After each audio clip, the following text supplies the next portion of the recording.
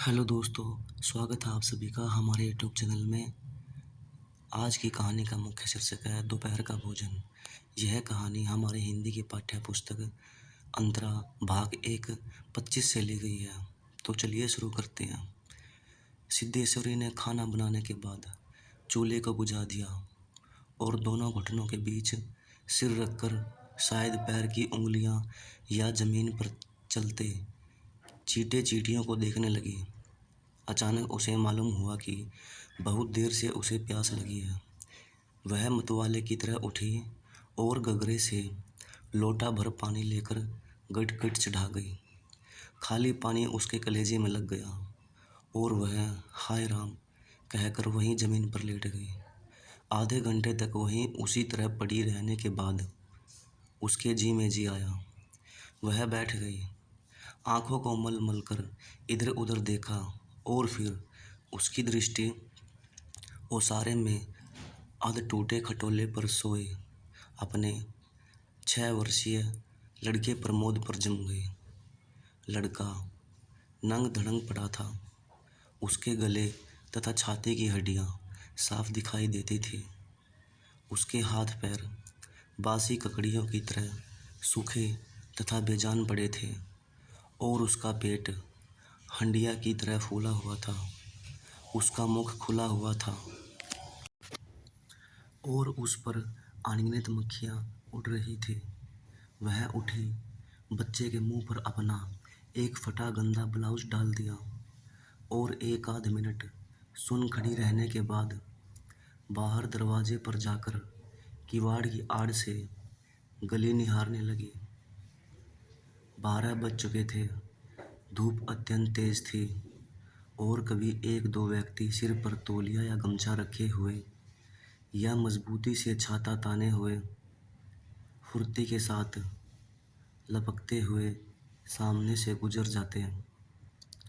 10-15 minute तक वह उसी तरह खड़ी रही। फिर उसके चेहरे पर व्यग्रता फैल गई और उसने आसमान तथा कड़ी धूप की ओर चिंता से देखा। एक दो क्षण बाद उसने सिर को किवाड़ से काफी आगे बढ़ाकर गली के छोर की तरफ निहारा तो उसका बड़ा लड़का रामचंद्र धीरे धीरे घर की ओर सरकता नजर आया।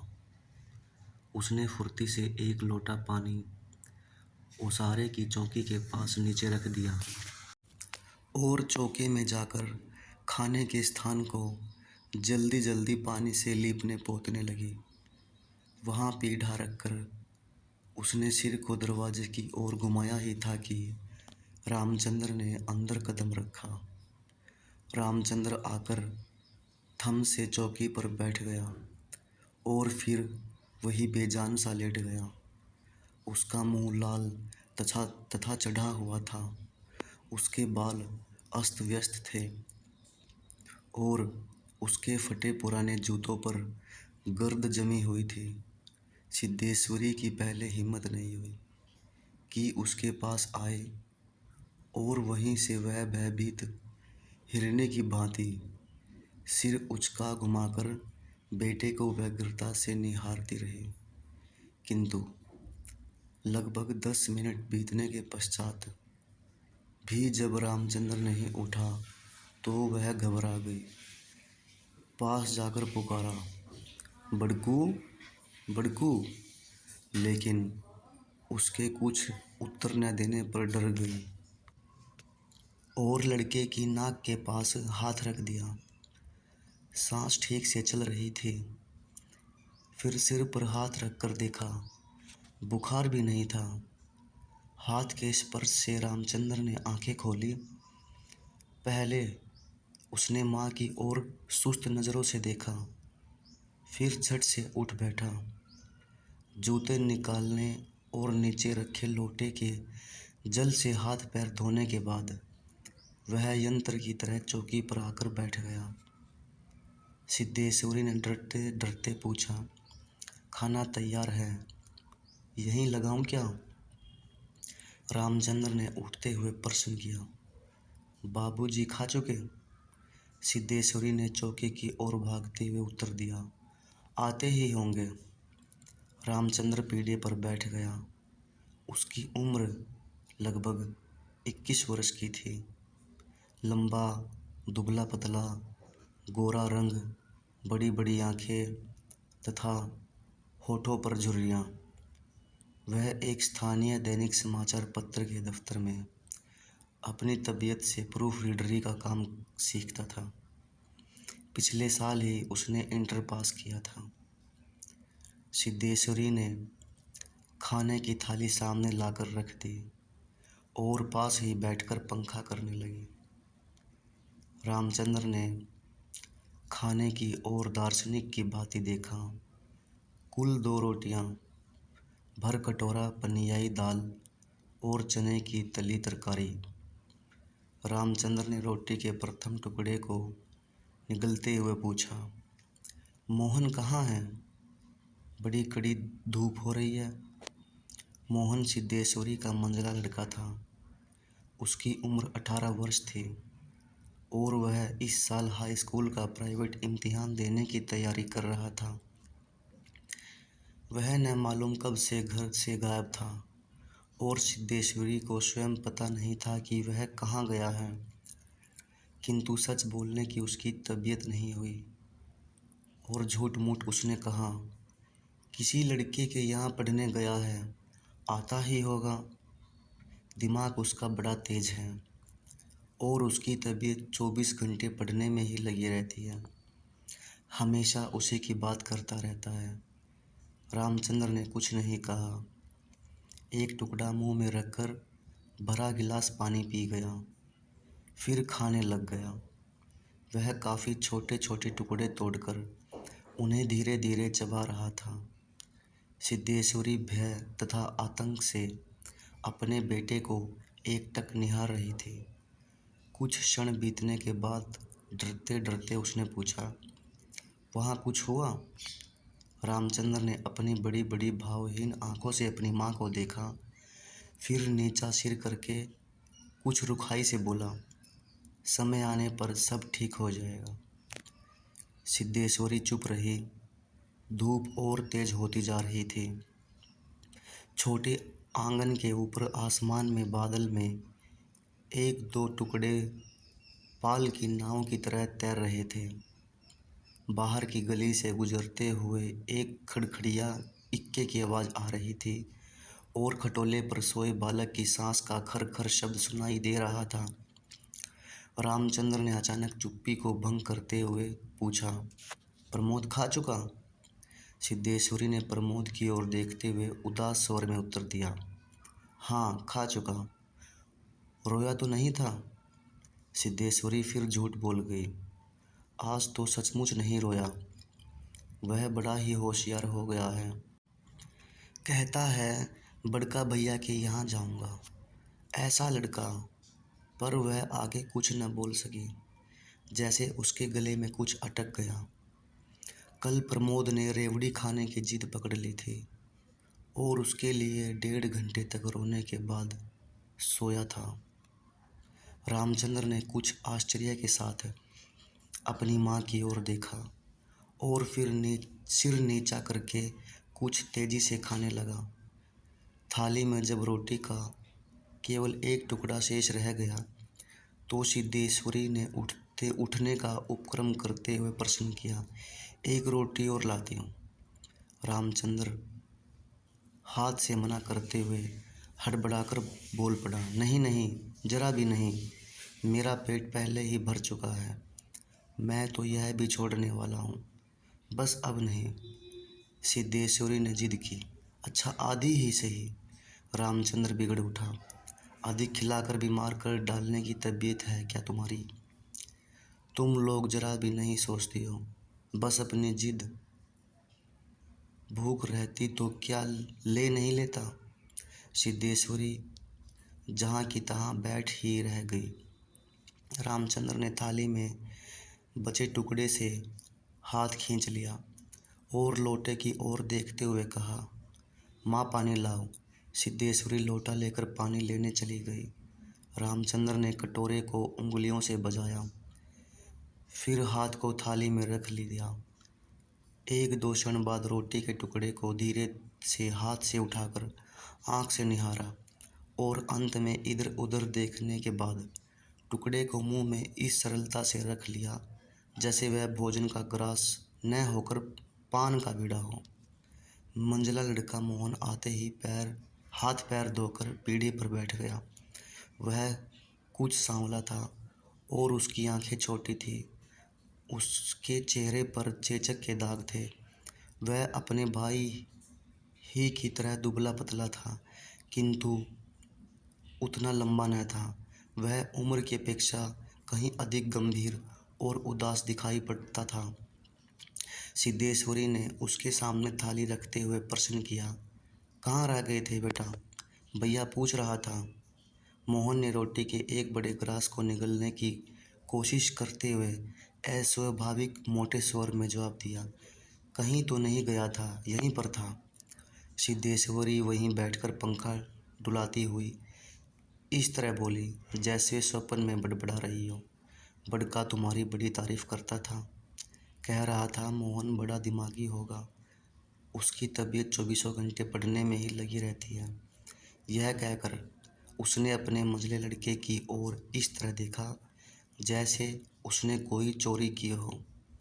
मोहन अपनी माँ की ओर देखकर फीकी हंसी हंस पड़ा और फिर खाने में जुट गया।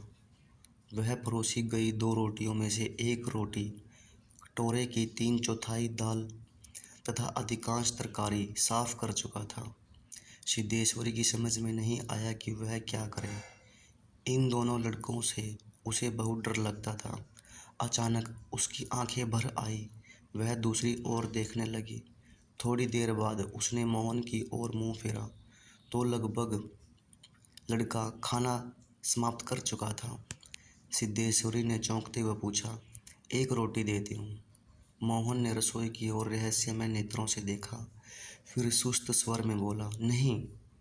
सिद्धेश्वरी ने गिड़गिड़ाते हुए कहा, नहीं बेटा, मेरी कसम, थोड़ी ही ले लो, तुम्हारे भैया ने एक रोटी ली थी। मोहन ने अपनी माँ को गौर से देखा, फिर धीरे धीरे इस तरह उत्तर दिया जैसे कोई शिक्षक अपने शिष्य को समझाता है, नहीं रे, बस अव्वल तो अब भूख नहीं, फिर रोटी तूने ऐसी बनाई है कि खाई नहीं जाती, न मालूम कैसी लग रही है। खैर, अगर तू चाहती ही है तो कटोरे में थोड़ी दाल दे दे, दाल बड़ी अच्छी बनी है। सिद्धेश्वरी से कुछ कहते न बना और उसने कटोरी को दाल से भर दिया। मोहन कटोरे को मुंह लगाकर सुड़ सुड़ पी रहा था कि मुंशी चंद्रिका प्रसाद जूतों को खस खस घसीटते हुए आए और राम का नाम लेकर चौकी पर बैठ गए। सिद्धेश्वरी ने माथे पर साड़ी को कुछ नीचे खिसका लिया और मोहन को एक सांस में पीकर तथा पानी के लोटे को हाथ में लेकर तेजी से बाहर चला गया। 2 रोटियां, कटोरा भर दाल, चने की तली तरकारी। मुंशी चंद्रिका प्रसाद पीढ़े पर पालथी मारकर बैठे रोटी के एक एक ग्रास को इस तरह चुभला चबा रहे थे जैसे बूढ़ी गाय जुगाली करती है। उनकी उम्र 35 वर्ष के लगभग थी, किंतु 50-55 के लगते थे। शरीर का चमड़ा झुलने लगा था। गंजी खोपड़ी आईने की भांति चमक रही थी। गंदी धोती के ऊपर अपेक्षाकृत कुछ साफ बनियान तार तार लटक रही थी। मुंशी जी ने कटोरे को हाथ में लेकर दाल को थोड़ा सुड़कते हुए पूछा, बड़का दिखाई नहीं दे रहा? सिद्धेश्वरी की समझ में नहीं आ रहा था कि उसके दिल में क्या हो रहा है, जैसे कुछ काट रहा हो। पंखे को जरा और जोर से घुमाती हुई बोली, अभी अभी खाकर काम पर गया है, कह रहा था कुछ दिनों में नौकरी लग जाएगी, हमेशा बाबूजी किए रहता है। बोला बाबूजी देवता के समान है। मुंशी जी के चेहरे पर कुछ चमक आई। शर्माते हुए पूछा, ये क्या कहता था कि बाबूजी देवता के समान है? बड़ा पागल है। सिद्धेश्वरी पर जैसे नशा चढ़ गया था। उन्माद की रोगिणी की भांति बड़बड़ाने लगी, पागल नहीं है, बड़ा होशियार है। उस जमाने का कोई महात्मा है, मोहन तो उसकी बड़ी इज्जत करता है। आज कह रहा था कि भैया की शहर में बड़ी इज्जत होती है, पढ़ने लिखने वालों में बड़ा आदर होता है, और बड़का तो छोटे भाइयों पर जान देता है। दुनिया में वह सब कुछ सह सकता है, पर यह नहीं देख सकता कि उसके प्रमोद को कुछ हो जाए। मुंशी जी दाल लगे हाथ को चाट रहे थे। उन्होंने सामने की ताक की ओर देखते हुए हंसकर कहा, बड़का का दिमाग तो खैर काफ़ी तेज है। वैसे लड़कपन में नटखट भी था, हमेशा खेल कूद में लगा रहता था, लेकिन यह भी बात थी कि जो सबक मैं उसे याद करने को देता था, उसे बरकरार रखता था। असल तो यह कि तीनों लड़के काफ़ी होशियार हैं। प्रमोद को कम समझती हो? यह कहकर वह अचानक जोर से हंस पड़े। मुंशी जी 1.5 रोटी खाने के बाद एक गिलास से युद्ध कर रहे थे। कठिनाई होने पर एक गिलास पानी चढ़ा गए, फिर खरखर खांसकर खाने लगे। फिर चुप्पी छा गई। दूर से किसी आटे की चक्की की पुक पुक आवाज़ सुनाई दे रही थी, और पास की नीम के पेड़ पर बैठा कोई पंडुक लगातार बोल रहा था।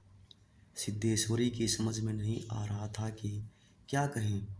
वह चाहती थी कि सभी चीज़ें ठीक से पूछ ले, सभी चीज़ें ठीक से जान ले, और दुनिया की हर चीज़ पर पहले की तरह धड़ल्ले से बात करे, पर उसकी हिम्मत नहीं होती थी। उसके दिल में जाने कैसा भय समाया हुआ था। अब मुंशी जी इस तरह चुपचाप दुबके हुए खा रहे थे जैसे पिछले 2 दिनों से मौन व्रत धारण कर रखा हो, और उसको कहीं जाकर आज शाम को तोड़ने वाले हों। सिद्धेश्वरी से जैसे नहीं रहा गया, बोली, मालूम होता है अब बारिश नहीं होगी। मुंशी जी ने एक क्षण के लिए इधर उधर देखा, फिर निर्विकार स्वर में राय दी, मक्खियाँ बहुत हो गई है। सिद्धेश्वरी ने उत्सुकता प्रकट की, फूफा जी बीमार है, कोई समाचार नहीं आया? मुंशी जी ने चने के दानों की ओर इस दिलचस्पी से दृष्टिपात किया जैसे उनसे बातचीत करने वाले हों। फिर सूचना दी, गंगाशरण बाबू की लड़की की शादी तय हो गई है, लड़का एमए पास है।